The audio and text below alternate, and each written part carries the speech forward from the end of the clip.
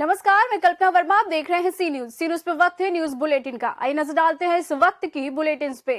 पहाड़ों पर हो रही मूसलाधार बारिश की वजह से जनपद बहराइच के मैदानी इलाकों में एक बार फिर हालात भयावह हो गए हैं। नानपारा, महसी और कैसरगंज तहसील क्षेत्र के तमाम गांव आज भी पानी में जलमग्न हैं। घूर देवी और एलग्रीन ब्रिज पर घाघरा नदी खतरे के निशान से ऊपर बह रही है। महसी इलाके के पिपरिया, पंचदेवरी, टिकुरी सहित तमाम गांवों का संपर्क मार्ग कटने की वजह से लोगों के सामने परेशानी खड़ी हो गई है। सबसे अधिक दिक्कत है इन इलाकों में रहने वाले मवेशियों के लिए, जिन्हें समय से भूसा और चारा नहीं मिल पा रहा है, जिसकी वजह से मवेशी भूख से तड़प रहे हैं। हालांकि जिला प्रशासन की तरफ से बाढ़ चौकियां बनाई गई हैं, जहां बाढ़ पीड़ितों को राहत सामग्री बांटी जा रही है, लेकिन जो राहत सामग्री दी जा रही है वो बाढ़ पीड़ितों के लिए नाकाफी साबित हो रही है। आपका क्या समस्या है यहाँ की? क्या सर, मेरा नाम रामाशंकर है, ग्राम 1100 रेती है, जिला बहराइच है, थाना कैसरगंज है। और हम लोगों का समस्या बहुत खतरनाक हो गई है। हम लोगों ने बहुत परेशानी में है। खेत भाग सब कट गया, बच्चों इधर उधर बिलिख रहे हैं। हम लोग क्या किया जाए, घर द्वार सब गुजर गया। कोई प्रशासन का कोई यहाँ पर सुनवाई नहीं हो रही है। सर, हम लोग कहाँ पर जाएं, क्या करें?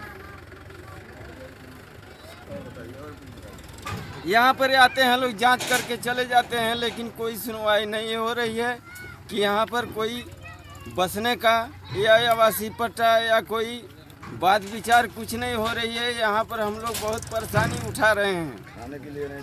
खाने के लिए हम लोग मुस्ताज हैं। यहाँ पर खेत में उठा करके पल्ली तान करके हम लोग रह रहे हैं घाघरा के किनारे। यहाँ पर कोई सुनवाई नहीं हो रही है। बहराइच से संवाददाता श्यामजी मिश्रा की रिपोर्ट। बिजनौर के धामपुर में भाजपा महिला मोर्चा की प्रदेश महामंत्री डॉक्टर रश्मि रावल के नेतृत्व में महिलाओं ने देश के प्रधानमंत्री नरेंद्र मोदी का 70वां जन्मदिन बड़े उत्साह के साथ मनाया। इस दौरान महिलाओं ने कुष्ठ आश्रम, अनाथालय और सामुदायिक स्वास्थ्य केंद्र परिसर में फलों का वितरण कर नरेंद्र मोदी की लंबी उम्र के लिए ईश्वर से कामना की। डॉक्टर रश्मि रावल ने कहा कि मोदी के नेतृत्व में भारत दिन दोगुनी रात चौगुनी तरक्की कर रहा है। उन्होंने सरकार की उपलब्धियों को गिनाते हुए लाभार्थियों से विभिन्न योजनाओं का लाभ उठाने का आह्वान किया। मैं डॉक्टर रश्मि रावल, प्रदेश महामंत्री महिला मोर्चा। आज किस सिलसिले में आना हुआ? आज हम पूरे देश के अंदर माननीय प्रधानमंत्री जी का 70वां जन्मदिन मना रहे हैं। और इस 70वें जन्मदिन के अंदर जो महिला मोर्चा को आज का जो कार्यक्रम मिला हुआ है, इसमें हर जिले में हमने 70 स्थानों पर 70 बहनों को फल वितरण कार्यक्रम में लगाया हुआ है। और हम माननीय मोदी जी की दीर्घायु, उनके स्वस्थ रहने की कामना करते हैं और ईश्वर से प्रार्थना करते हैं कि वो इसी तरह हम पे अपना संरक्षण बनाए रखें और देश और राष्ट्र की सेवा में प्रेरणा के स्रोत बनते हुए हम भी अपना एक योगदान देना चाहते हैं। और ये उम्मीद करते हैं कि जो हमारा देश है उनके नेतृत्व में बहुत विकास करेगा, आगे बढ़ेगा। भैया, मैं अनीता चौहान, जिला संयोजिका इस कार्यक्रम की, यानी कि जो आज हमारे माननीय प्रधानमंत्री, यशस्वी प्रधानमंत्री जी का 70वां जन्मदिन है, उसके उपलक्ष्य में हम उनकी दीर्घायु के लिए 70 स्थानों पर 70 बहनों के द्वारा अलग अलग स्थानों पर हम फल वितरण कर रहे हैं, ताकि ईश्वर सब लोगों का आशीर्वाद उन्हें मिले। ईश्वर हमारे प्रधानमंत्री जी को लंबी आयु दे और वो देश के सेवा में इसी तरह से सदैव प्रयत्नशील रहें और हमारे देश को एक दिन अवश्य सोने की चिड़िया बनाएं। बिजनौर से संवाददाता रविंद्र कुमार की रिपोर्ट। सपा नेता सौरभ विश्वकर्मा और चंदन विश्वकर्मा के मामले में सपा के युवा नेता अमित चौबे ने जताई नाराजगी और कहा, वर्तमान सरकार में महंगाई, भ्रष्टाचार बढ़ गया है। भाजपा सरकार के कार्यों पर जमकर बरसे समाजवादी युवा नेता अमित चौबे ने कहा कि वर्तमान सरकार में हत्या और बलात्कार चरम पर है। जिस भी पार्टी के नेता सरकार के खिलाफ आवाज उठा रहे हैं, उन्हें जेल भेजने का काम सरकार कर रही है। लोकतंत्र की हत्या है आप बताओ, हमें अपना बात करने का अधिकार नहीं है, हम अपनी बात नहीं कर सकते, हम लड़ नहीं सकते, हम सड़क पर उतर नहीं सकते। निश्चित रूप से भारतीय जनता पार्टी एकदम पगला गई है, बौखला गई है, और जिसका है कि पुलिस के बल पे गुंडाई कर रही है। आप बताओ, चंदन विश्वकर्मा का कसूर क्या था? चंदन विश्वकर्मा का कसूर यही था कि माननीय अखिलेश यादव जी ने गोरखपुर में 500 बेड का अस्पताल बनाया था। बताओ, काम मेरा, फीता आप काट रहे हो। तो हमारे पार्टी के नेता लोग सब लोग गए थे वहाँ पे कि जितने मरीज उनको फल और मिठाई वितरित करने का, लेकिन इतनी बड़े ढोंगी सरकार, निकम्मी सरकार जो दरोगा के बल पे, पुलिस की लाठी पे बल पे दमन कर रही है। और आप बताओ, विश्वकर्मा परिवार के रात में 200 पुलिस वाले जाते हैं, उनकी माँ बहन को छत विछत पूरे घर को कर दे, गिरफ्तार करते हैं। हमारी पार्टी निंदा करती है, और मैं आपके चैनल से माध्यम से कहता हूं, भारतीय जनता पार्टी के उल्टे दिन शुरू हो गए हैं। और स्थिति ये हो चुकी है, आज हर आदमी कह रहा है कि योगी जी के ज़माने में बलात्कार हो रहा है थाने में। स्थिति ये आ चुकी है। क्या वर्तमान सरकार में भ्रष्टाचार बढ़ गई है? ये आप हमसे पूछोगे तो नहीं बात सकती। आप जनता यहाँ देखो, आप सम्मानित जनता यहाँ पे। अब मैं तो समाजवादी पार्टी का हूँ, तो आप हमसे पूछोगे साथ जायज नहीं। लेकिन जिस तरीके से लूट खसोट डकैती, मतलब ये इंस्पेक्टर राज जो पहले होता था, आज दरोगा लूट कर रहा खुलेआम, सिपाही, लेखपाल, तहसीलदार, थानेदार। आप देखो, अभी एक कप्तान ने हत्या करा दिया। आप सोचो, एक कप्तान, अभी एक जो पीड़ित मृतक थे, उन्होंने 1 हफ्ते पहले वीडियो बनाया था कि मुझे कप्तान से जान को खतरा है, और 1 हफ्ते बाद गोली मारी जाती है, कप्तान को सस्पेंड कर दिया जाता है। क्योंकि अगर हम गोली मारे होते तो मेरे खिलाफ मुकदमा होता। तो दोषी कप्तान भी है, कप्तान आज बरी है। आज योगी जी की पुलिस, योगी जी का शासन आज उस कप्तान को बचाने में लगा है। निश्चित रूप से आप ये, मैं आपसे बता दूं, भारतीय जनता पार्टी के उल्टे गिन शुरू हो गए हैं। आज वो दरोगा के बल पे गुंडाई करना चाहते हैं, लेकिन वो नहीं जानते हम समाजवादी पार्टी के सिपाही हैं। हम सड़क से लेकर सदन तक, एक पर रेल में, एक पर जेल में, हम जरूर लड़ेंगे, और निश्चित है हम विजय होंगे। हम नहीं कह रहे हैं, आम जनमानस कह रहा है। महाराजगंज से अंगद शर्मा के साथ महमूद आलम की रिपोर्ट। एक तरफ प्रदेश के मुखिया योगी आदित्यनाथ पेड़ बचाओ पेड़ लगाओ का नारा लगा रहे हैं, वहीं मथुरा में पेड़ों को बचाना नगर निगम और यमुना मिशन के कार्यकर्ताओं को भारी पड़ गया। यमुना मिशन के कार्यकर्ताओं को दबंगों ने जान से मारने की कोशिश की। मीडिया से बात करते हुए अरुण शर्मा ने बताया कि भू माफिया और खनन माफियाओं ने एक राय होकर उन्हें जान से मारने की कोशिश की।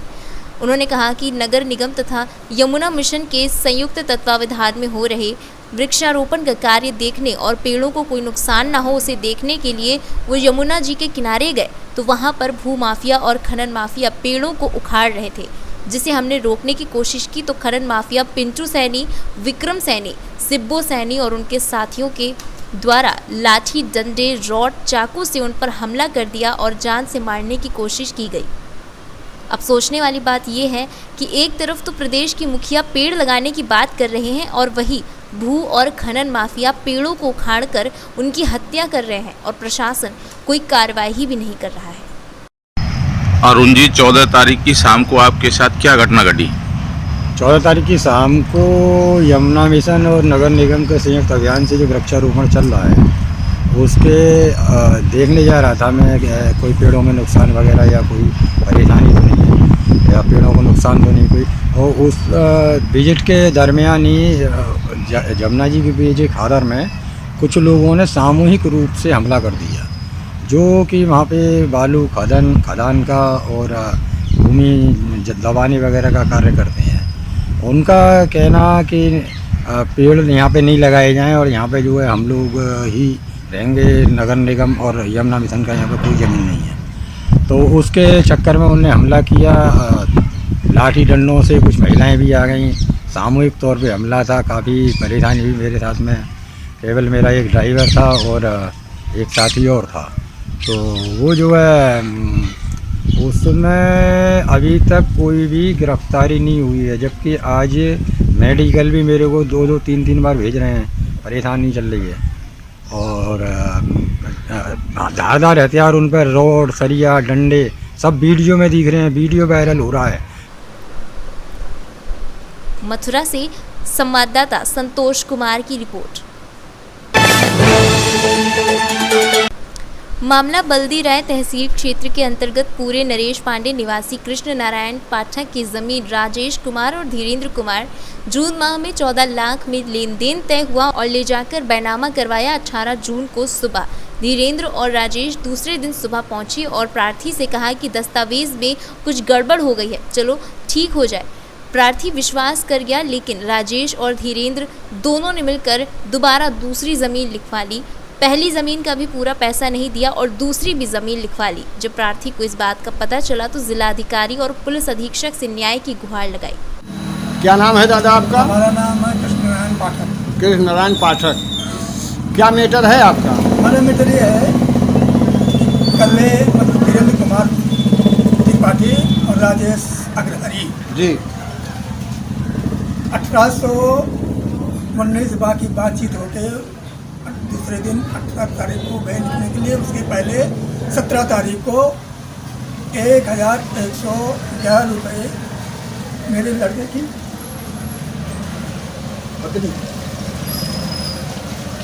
पत्नी के नाम पर खाता में भेज दिया। 18 तारीख को लेके गए और 1819 बार लिखने के लिए जिसके सौदा हुआ था वो लिखाया और मुझे गाड़ी में उनका राजेश अग्रहरी का लड़का वायु अग्रहरी गाड़ी में मेरे पास बिठा के रखा, क्योंकि मेरी साथ बहुत टूट रही थी।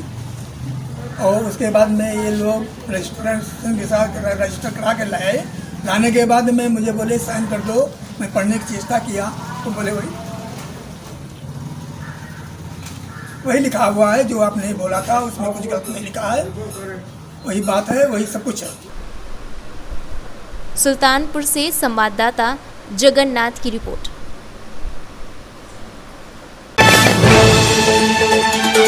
इस वक्त की न्यूज बुलेटिन में फिलहाल इतना ही। बाकी देश और प्रदेश की तमाम बड़ी खबरों के लिए बने रहिए सी न्यूज के साथ। हर खबर आपके साथ, आपके हाथ।